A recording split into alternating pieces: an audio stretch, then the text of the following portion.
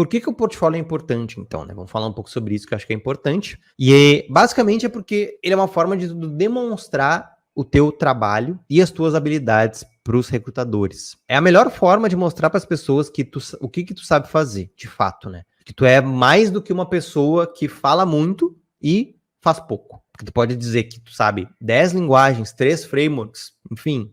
Eu sei um monte de coisas e não tem nada para mostrar, não tem nada para comprovar isso, não tem nada para corroborar essa informação que tu deu. Então é muito fácil tu falar que tu sabe um monte de coisas, mas tu mostrar isso, aí sim é que entra o portfólio. O portfólio tu vai conseguir demonstrar que tu realmente sabe fazer o que tu tá falando e tu não tá tentando passar o migué no recrutador. Então, ela é uma forma de mostrar que tu tem experiência, mesmo que seja experiência de projetos, né? Não experiência de trabalho, de ter trabalhando numa empresa, e que tu é capaz de entregar os projetos com qualidade, projetos que a empresa precisa. O recrutador ele vai olhar o teu código dentro desses projetos para saber se o teu código é bom, se tu é um bom programador, tem qualidade. Não adianta nada ter um site bonito e o teu código ser um lixo total, né? Então, tem que cuidar isso, né? Porque o código bem feito, ele é importante também. E geralmente o recrutador técnico, ele vai olhar o teu código. Ele vai querer olhar lá o teu GitHub, que é onde ficam armazenados os códigos, né?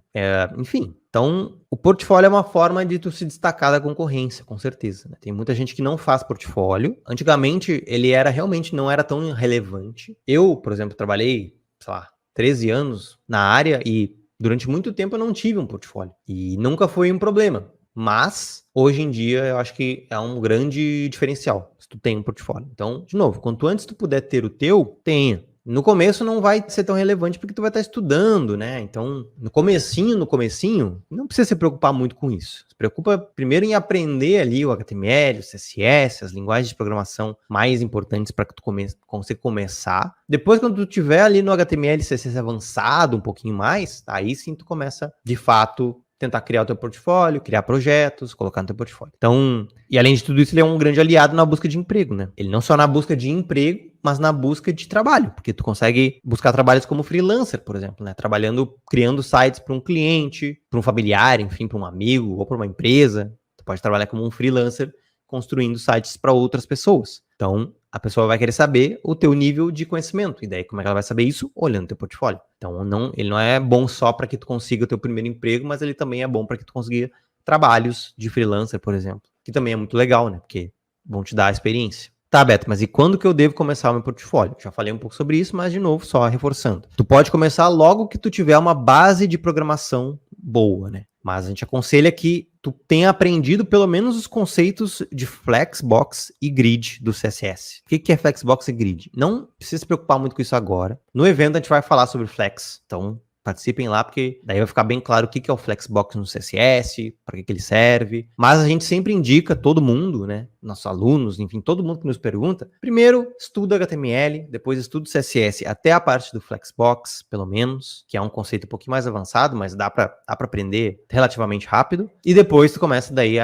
depois tu tá liberado, tu tá apto e apta a começar a criar os teus projetinhos, tá? Tentar fazer antes disso não vai ser bom. Porque tu vai ter muita dificuldade para posicionar os elementos na tela, para alinhar os elementos. Então, não é aconselhado que vocês tentem fazer essas coisas antes de ter pelo menos a base do Flexbox. E tu não precisa nem ter estudado JavaScript ainda, né? Lembra que tem a tríade do front, né? HTML, CSS e JavaScript. HTML é basicamente a estrutura do site, são as tags. A gente vai falar sobre isso no evento também. CSS é a parte visual, parte do estilo, e o JavaScript é a parte de interação, né? Tu pode manipular ali a página usando o JavaScript. Para fazer o teu portfólio, tu não precisa nem ter JavaScript, tu pode ter só o HTML e CSS e vai conseguir fazer de boa. Não se preocupem muito com JavaScript agora também. Depois, como eu falei, né? Conforme tu for aprendendo mais, fazendo mais projetos, tu pode ir adicionando esses projetos mais complexos no teu portfólio, trocando por projetinhos mais simples que tu tinha antes e melhorando o teu portfólio assim, um pouquinho de cada vez, sem pressa também. Quais são os tipos de projetos que a gente pode ter no portfólio? Então, a gente pode ter projetos pessoais, que são projetos originais teus, né? Coisas que tu quer criar, sei lá, tu gosta de filmes. Então, tu cria um site que consome uma API de filmes e mostra os filmes que tu mais gosta, por exemplo. Pode ter projetos de faculdade, né? Se tu tá na faculdade, geralmente vai ter projetos, então tu pode pegar esses projetos e colocar no teu portfólio. Projetos de hackathons, né? Hackathons são eventos de programação, então é legal de participar desses eventos, daí tu pode colocar eles no teu portfólio também. Projetos de open source, né? Que é basicamente código aberto, né? Então tem projetos no GitHub que são de código aberto. Então tu pode trabalhar nesses projetos ali, ajudar as pessoas a desenvolver alguma coisa e colocar isso no teu portfólio, né? Ah, eu ajudei nesse projeto. Então, isso é legal também.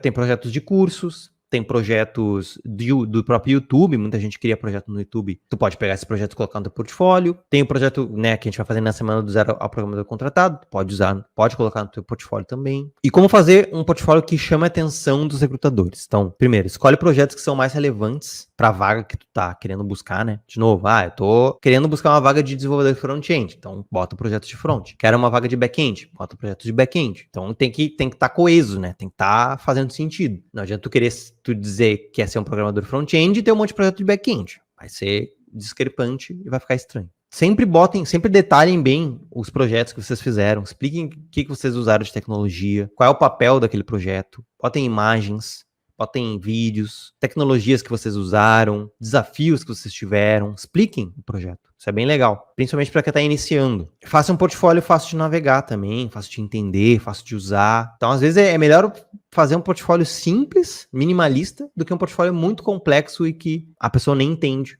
o que tu tá querendo passar. Então, essas são algumas dicas aí para vocês fazerem um portfólio de mais qualidade. De novo, né? Tem muita gente aqui que não tá ainda nessa etapa de construir o seu portfólio, mas não tem problema. Esse vídeo vai ficar salvo aqui no canal. Vocês podem consultar ele depois, tá? Quer assistir esse conteúdo completo? Então se inscreve aqui no nosso canal, dá uma olhada em todos os nossos vídeos e não esquece de ativar o sininho para não perder os vídeos novos também, beleza? Um abraço.